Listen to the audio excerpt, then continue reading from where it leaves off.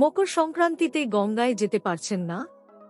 এইভাবে বাড়িতেই গঙ্গা স্নান করলে ফল মিলবে, বলছেন পণ্ডিত মহারাজ। মকর সংক্রান্তির দিন থেকে খরমাস শেষ হয় এবং এই দিন থেকে নানা শুভ কাজের জন্য শুভ সময় পালিত হতে থাকে।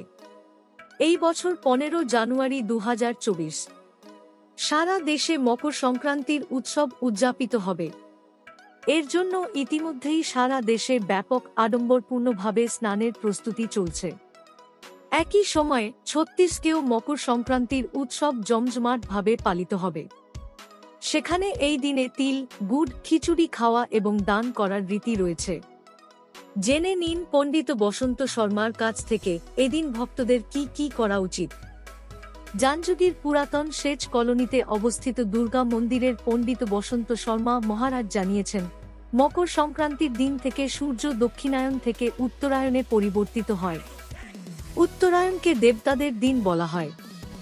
মকর সংক্রান্তি থেকে দিন বড় হতে থাকে এবং এই সময় থেকে রাত ছোট হতে থাকে।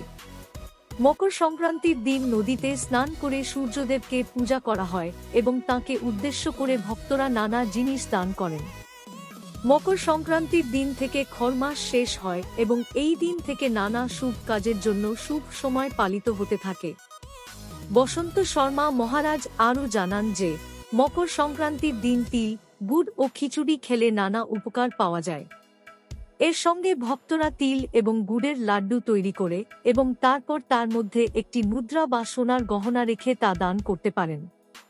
তিল দান, ডাল ও মিষ্টি মিশ্রিত অন্ন দান করা এই দিনে শুভ বলে মনে করা হয়। মকর সংক্রান্তিতে স্নানের নিয়ম পণ্ডিত বসন্ত শর্মা মহারাজ জানিয়েছেন যে, এই দিন থেকেই ভক্তরা দান ও নানা তীর্থস্থানে যান এবং স্নান করেন। যারা কোনো পারিবারিক বা শারীরিক যে কোনো কারণে তীর্থস্থানে যেতে অক্ষম হন তারা মকর সংক্রান্তির দিনে কাছাকাছি নদী বা পুকুরে স্নান করতে পারেন।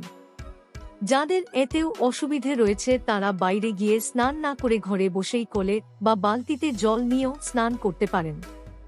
তবে এর জন্য কিছু নিয়ম পালন করতে হবে। স্নানের জলে তিল ও গঙ্গাজল যোগ করে হাত দিয়ে জল স্পর্শ করে তারপর 7 বার গঙ্গা গঙ্গা সপ্ত মোক্ষদায়িনী বলে সেই জলে স্নান করলে গঙ্গা স্নানের সমান পুণ্য পাওয়া যায়। পণ্ডিতজি সপ্ত মোক্ষদায়িনীর অর্থ ব্যাখ্যা করে জানিয়েছেন যে, অযোধ্যা, মথুরা, ময়া, কাশী, কাঞ্চি, অবন্তিকা, পুরী, দানাবতী চৈব সপ্তাইতে মোক্ষদায়িকা অর্থাৎ অযোধ্যা, মথুরা, হরিদ্বার, কাশী, কাঞ্চিপুরম, উজ্জয়িনী, দ্বারকা এই 7টি স্থানে স্নান করার সমপরিমাণ পুণ্য পাওয়া যায়।